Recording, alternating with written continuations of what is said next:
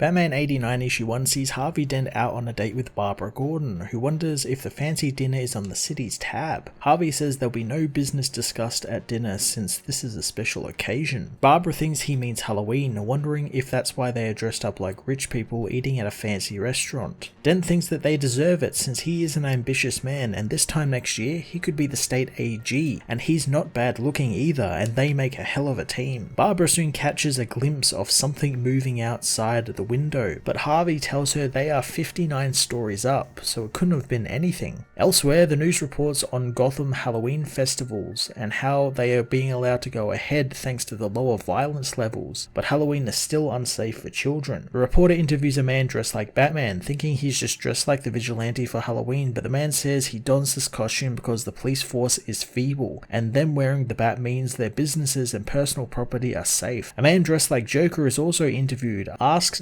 why he glorifies a dangerous criminal, but he doesn't really have an answer. In the crowd, a man begins counting down as Harvey presents Barbara with an engagement ring, telling her to take it home and think it over, also offering her up a coin, saying that if it's heads, she accepts, and for tails, she doesn't. Barbara, however, knows the coin is a trick coin and it has two head sides, telling Harvey to keep it as he hears a loud boom outside. Down on the street, Joker's gang raid a set of armored cars they have blown off the road. Batman meanwhile watches on, telling Gordon to send in the big guns since he's figured out the gang's plan. Batman leaps into action as the gang hook up the armored cars to a chopper that has come in, airlifting them out as Batman lands on them, firing a grapple into the wall of a building and anchoring the chopper to the building as he cuts the cables of the cars free. The chopper pilots can't stabilize the chopper, crashing it into a building as they jump from the vehicle to save their lives. A voice says that they have a new plan, wanting them to blow Batman away. The gang shower Batman with machine gun fire, forcing him to use the Gotham Bank logo, a giant penny, as cover as the Batmobile races into the street, giving its owner some cover as he gets inside. The police arrive to round up the goons as Harvey and Barbara leave the restaurant, with Dent on the phone, learning that the National Guard will be sent into Gotham, but he knows that that's a bad idea, knowing Gotham is always good for a freak show, demanding to know where Gordon is. One of Joker's goons snatches Barbara's purse, taking off into the alleys as Harvey gives chase, but he's confronted by another goon with a gun who wants his Rolex. Harvey begins to remove the watch, but uses it as a knuckle duster, smashing the goon in the face with it and taking his gun. Harvey says he can't decide what to do with him, wanting to flip a coin, knowing that heads they die, but tails they'll walk. He flips the coin and Barbara hears a gunshot, running into the alley to find Harvey has fired the gun into the air to scare the goons off. She knows that Harvey could have been killed since she can replace a purse, but she can't replace him. Batman speeds by in the Batmobile as Harvey knows that there isn't room on the streets for law-abiding citizens anymore. The next morning, Bruce is awoken early by Alfred since he has a visitor, finding Harvey waiting for him in his kitchen. Harvey apologizes for bothering Bruce before noon, asking if he had a rough night, and the man says it was more tricks than treats. Harvey hopes that they can trust one another since the city is in chaos and he has a way to fix it, and to start, he needs Bruce's help to go up against Jim Gordon. Bruce knows that he's dating Barbara, learning that they are actually engaged, but he doesn't know if that's a good thing. He asks what Harvey wants from him, learning that Harvey wants his backing since they are going to take down Batman. The news meanwhile reports on Joker's gang's failed attempt to steal the armored cars and how it brought about the National Guard in town.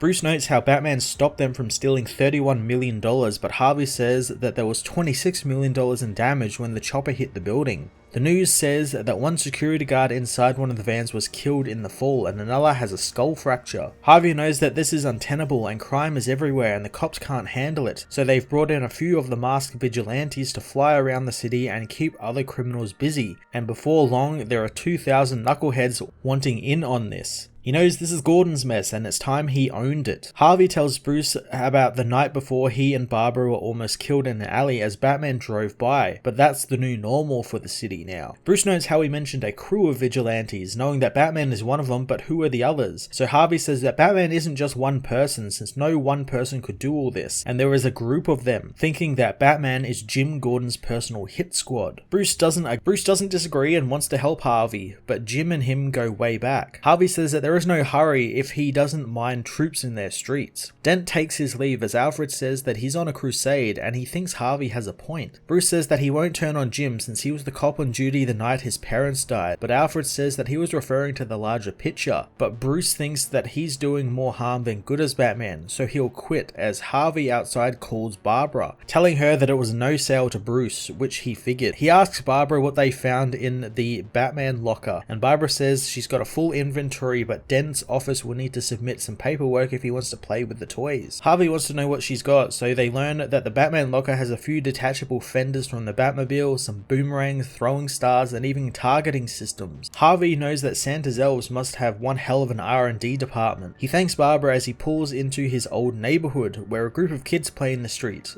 soon spotting Harvey's fancy car. Harvey gets out to see Mr. Otis, who wonders why the DA is all the way down in Burnside. Harvey knows that it's routine maintenance, as he offers his keys up to one of the kids, asking if he wants to take it for a ride, but Otis tells them to leave the car alone. Coming into Otis's repair shop, Otis warns him not to get his fancy suit covered in axle grease. Harvey says that he's got to represent, since the kids around there need to know and see a prosperous black man who isn't an athlete or a drug dealer. Otis knows that the kids don't see him at all, since he's moving with a different crowd now. Harvey remembers where he came from, but he has to roll with a different crowd and hide his real face with the car and clothes. Otis asks what he's trying to be, so Harvey tells him he's trying to be a big man, remembering how Otis showed him the trick coin for the first time, telling the boy that if it's heads, he'll be a big man, or tails, he'll be nothing but a bum. Harvey calls heads, finding he's going to be a big man. Otis knows that he's always called heads and always won, and he never asks to look at the coin, knowing that he was a gullible child. Harvey says that he just trusted the man and still does, flicking his coin at him as Otis asks what he wants, since it must be something bad.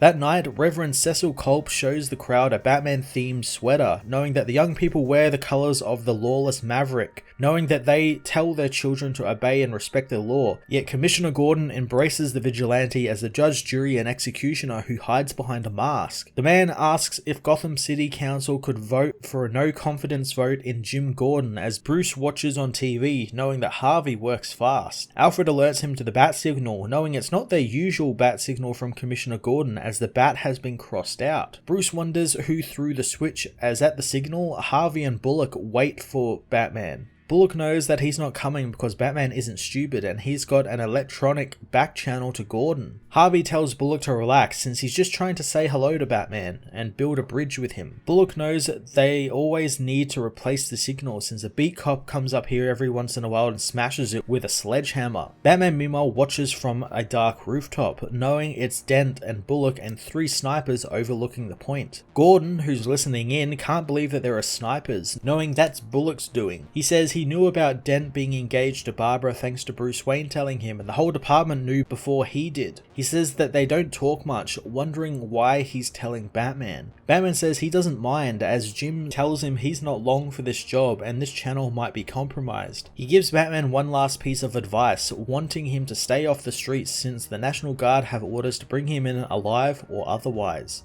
Jim thanks Batman one final time, knowing that they tried, as he smashes his communicator. The National Guard meanwhile announce a new curfew for the city as one spots Batman above, hearing gunshots nearby. Batman follows after a shopkeeper who is shooting at a thief, but the National Guard catch the shopkeeper, telling him to put his hands above his head as the hooded thief makes it home, telling his baby girl not to cry since he brought home some food. He finds the man shot right through the diapers, however, as Batman climbs through his window. The man pleads with him not to hurt his baby or him, but Batman says he won't, wanting to know where the money he took is. The man says he never took any money, only diapers and food for his daughter. Batman asks how old he is and where the girl's mother is, as the voice says that she's outside. Batman goes to check the fire escape, where the voice says that they are scared of heights, when he's attacked by a man in a yellow cape. The being says that this isn't Batman's house, telling him to knock next time, as he throws Batman off the railing, forcing the hero to fire his grapple and hang on. The hooded man passes off $8 to the man and his baby, telling him that's all he's got, as the National Guard find Batman hanging in the street, telling him not to move or they'll shoot.